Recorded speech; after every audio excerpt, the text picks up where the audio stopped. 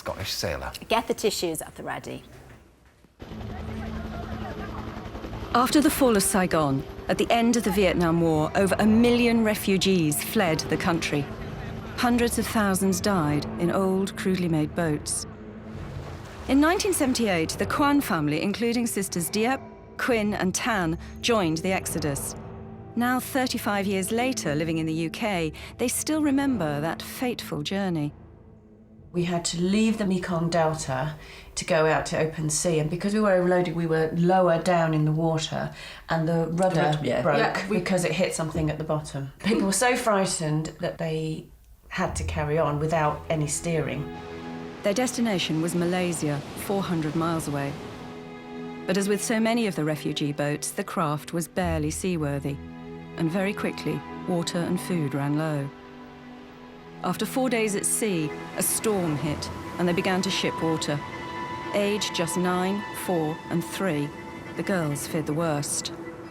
So at one point, one massive wave swept in, and we all got soaked because we were right by on the side of the boat. Yeah. As a child, you do sense that something quite serious is going on. The storm was raging, and there was no way the boat was going to last much longer. That's when my dad came down and sat with us. It's almost like, well, you know, going to go down with your family.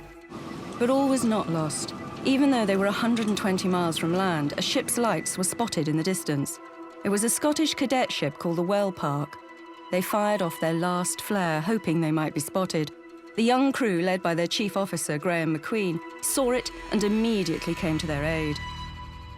For one moment we would be way below, and then the next minute way above. So we're shining torches at this boat, and all we could see was a few faces pressed against the rails. Was it frightening? Yes, it was. So what they had to do was lower nets down, and then all the grown-ups had to climb up the side of this ship. But all the children had to go in baskets and then hauled up on ropes. They had no fresh water, they had no food. They were in a desperate situation.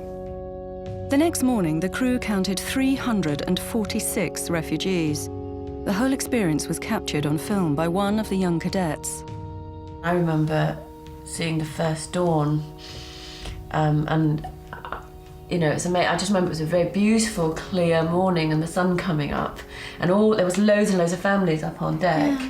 Surprisingly quickly, they recovered. They were up and moving, and the children laughing and running around, and it became quite a happy time, actually. There was great excitement in the days that followed, yeah. Despite the warm welcome on board, the Wellpark refugees had caused a diplomatic dilemma. Like the rest of the Vietnamese boat people stranded in international waters, they needed a home. After 2 weeks on board, Britain offered them asylum. The Wellpark refugees seen here after flying to London were temporarily housed at this army barracks. It was dark.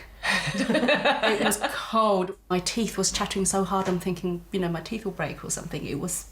That was my first memory of England. Their families settled in Peterborough. Now, 30 years later, the sisters have children of their own and live in London and here in Bristol.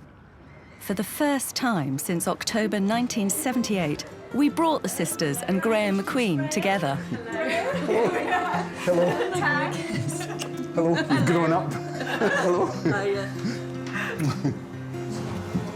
Well, it's been 35 years. I have a letter which was given to us by all of the Vietnamese on board. You know, I've kept it these 35 years. This was the letter here.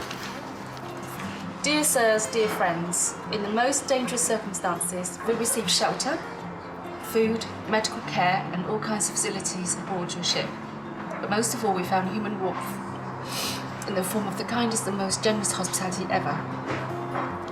Words convey human thoughts and feelings, and though words fail to express our gratitude, we shall treasure forever all of the wonderful souvenirs of our long and bothersome stay on board, deep in our hearts. Thank you. Hundreds of lives were saved that dark, stormy night in 1978 and given a new future. The children on board have all grown up, and many have children of their own. The story of their survival, however, will be passed down the generations. What? Such an amazing film, isn't it? It's a wonderful example of human spirit, isn't it, from both sides, that. Wonderful, thank you. You all right? Yeah, I'm all right. You know what I'm like. Well, another tearjerker is Bodyguard, isn't it?